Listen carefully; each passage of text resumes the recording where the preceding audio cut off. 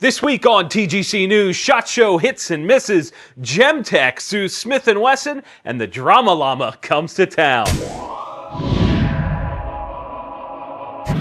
1776 United offers some of the most patriotic and pro-2A apparel you can imagine, whether you like your tea in the harbor or your Molon Labade, or maybe you just prefer some subtle liberty and freedom. Either way, you won't get treaded on when you use the code TGC10 to get 10% off your entire order over at 1776united.com.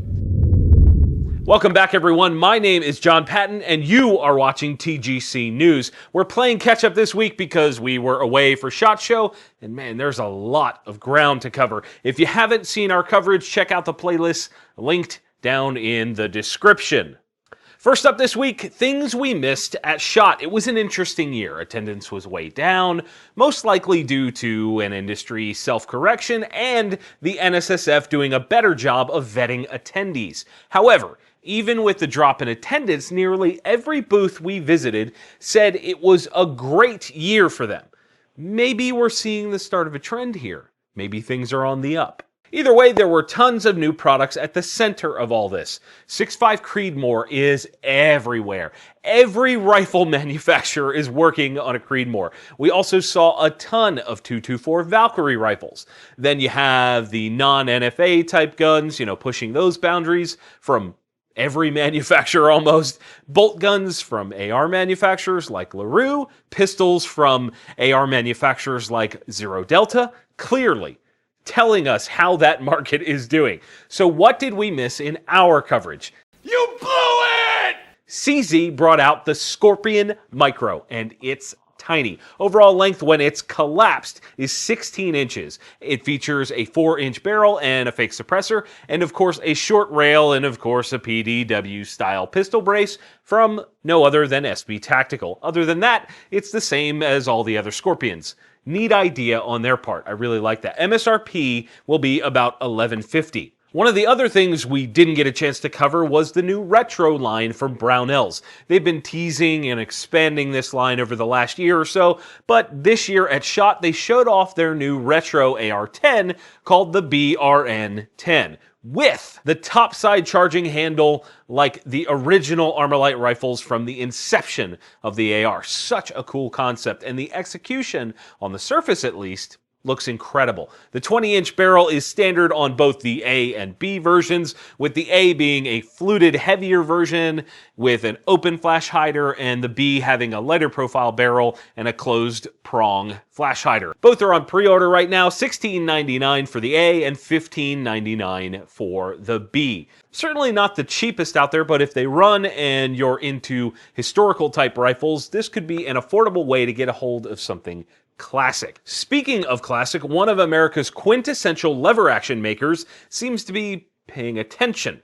Marlin expanded their pistol caliber 1894 lineup this year, and the highlight of that was the CST. The long and short of it is that it's a threaded 357 Magnum / .38 special lever gun from one of the big dogs.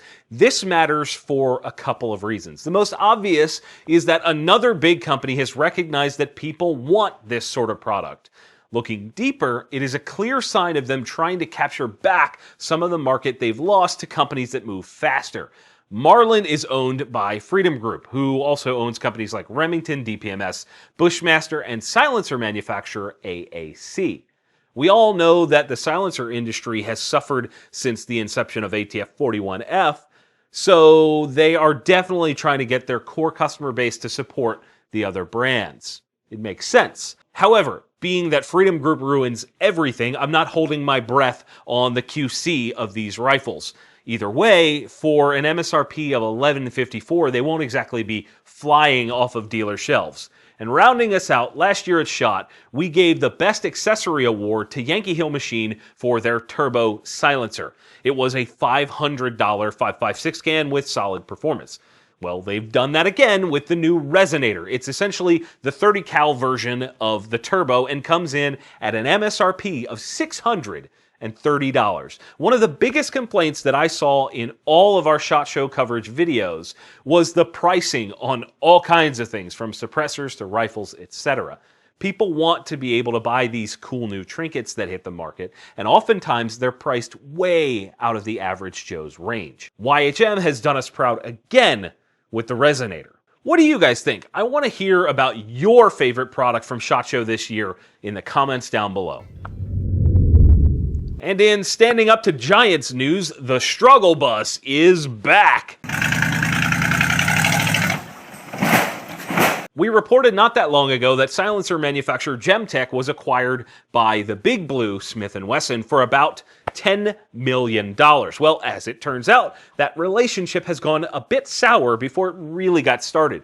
According to a lawsuit filed January 24th, during SHOT Show, Smith Wesson has failed to deliver the money they owe for that deal. Where's my money?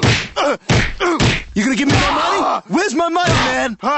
The suit goes into far more detail, of course, but essentially Gemtech has only been paid little more than half of the money that is owed. That is very, very interesting on so many levels. I also know that people have been losing their jobs at Gemtech during this mess. Boys and girls, this lawsuit will not end well for either company. I thought that this was a good thing to see a strong company acquire a mainstay in the suppressor industry, but apparently, much like the downfall of AAC, there is massive potential for ruining the suppressor company. I hope that I get proven wrong here, but only time will tell. As they just filed suit, there's not a ton of details yet, and we are definitely going to be tracking this. And if you guys want a play-by-play on kind of how this goes down from our resident 2A attorney, Adam, sound off in the comments below. I know you guys want to hear about the dumbest thing we saw at SHOT Show. Everybody wants to see that. And we decided to bring in the heavy hitter on drama to give his opinion on the biggest mess at SHOT Show. Johnny, what's the word? I'm Gun Drama Johnny here in my garage, and I'm TGC's man on the street. Turns out the dumbest thing at SHOT Show was not the Franklin Armory reformation. This week, a member of Tehran Tactical's team, this one, Flight Attendant Rochelle Hathaway, was featured in a Glamour magazine article highlighting the women at SHOT. Rochelle rattled several 2A blasphemies, including this one. If the government decided to take our guns away, I wouldn't be mad. Yep, she said that. At SHOT Show. You new dum-dum. Social Media Tuesday went haywire, and within a matter of hours, Tehran Tactical issued a statement ending their, quote, professional relationship with Hathaway, whatever that means. Boy, that escalated quickly. Tehran Butler, who has made a career of standing next to women half his age, has... Hang on. We have a live feed coming in right now from the Public Relations Department over at Tehran Tactical. Beyond Hathaway's remarks, perhaps it's time for an industry-wide discussion on how we treat women, beginning with Tehran Tactical's greasy Instagram feed. Now, it's no secret that the industry is riddled with gun bunnies. Just this week, DesperateForClicksGuns.com posted a Neanderthal article entitled The Babes of SHOT Show. I think it's time we have a conversation on how we treat women. When asked to comment, Butler showed up with his caregiver and offered this statement. Freaking, where's Charlie Sheen and Gordon Gekko? But gotta go prone here and all that. I'm like, with My prediction is this will all blow over in a few more days, and as soon as John Wick 3 comes out, Butler will make yet another small fortune from Wick fanboys, further fueling his shenanigans. Thug life. Reporting live from 2 days ago, I'm Gun Drama Johnny. Back to you, John. Welp, thanks, Johnny. I'd love to hear the TGC audience opinion on that. You guys, of course, know where to post it.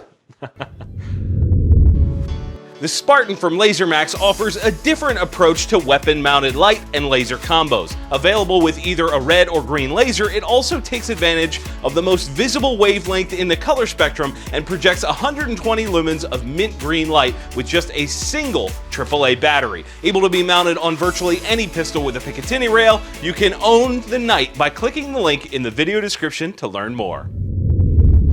Our friendly fire questions this week are from the TGC Facebook page. Les Ortiz wants to know, what is the new gun trend for 2018?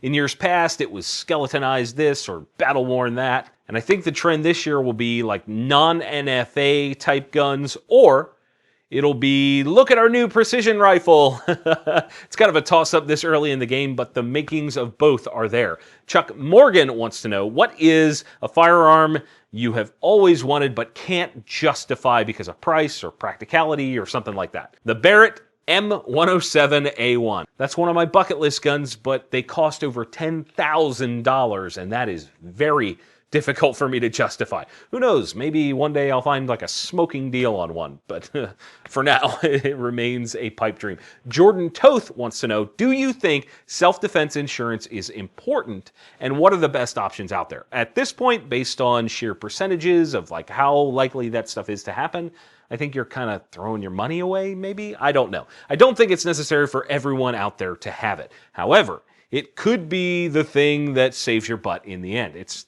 really a tough call. I'm in the same boat as most of you, wanting to know more of the various pluses and minuses for the options and companies that are out there. Hopefully in the next few months, I've kind of been bugging Adam about this, we can give an accurate assessment of all the stuff that's out there. But for now, that's all I've got for you. And because tons of people asked, my favorite thing at SHOT Show was a toss-up between the full auto BB gun, because that's awesome. I would love to have one, and the super lightweight 22 from 2A Armament. We did videos on both of those. The dumbest thing, that's kind of tough because I try not to zone in on stupid stuff at SHOT, but maybe it's that like spring-loaded bayonet thing. I don't know. That's the only dumb thing I can put in my brain right now. My question to you guys this week, it's been a hot topic in the TGC comment section. What do you think a silencer should cost, and what should it do for that money? This is going to be fun. Let me know your thoughts in the comments down below, and if you want your question answered right here on TGC News, you can send that to me over on theguncollective.com. And that is it for this week's show, guys. You know what to do. If you enjoyed the episode, hit that like button, share it with your friends. That's a massive help. And if you didn't like it, let me know why down in the comment section below. And if you haven't yet, please get subscribed. You won't want to miss a single week of the show. And as always, thank you all for watching. We'll see you soon. The shirts worn in today's video on the Gun Collective have been provided by Patriot Patch. Closed captions have also been brought to you by Patriot Patch Company. Be sure to click the link in the video description to check out all of their great products, including their cleaning mats.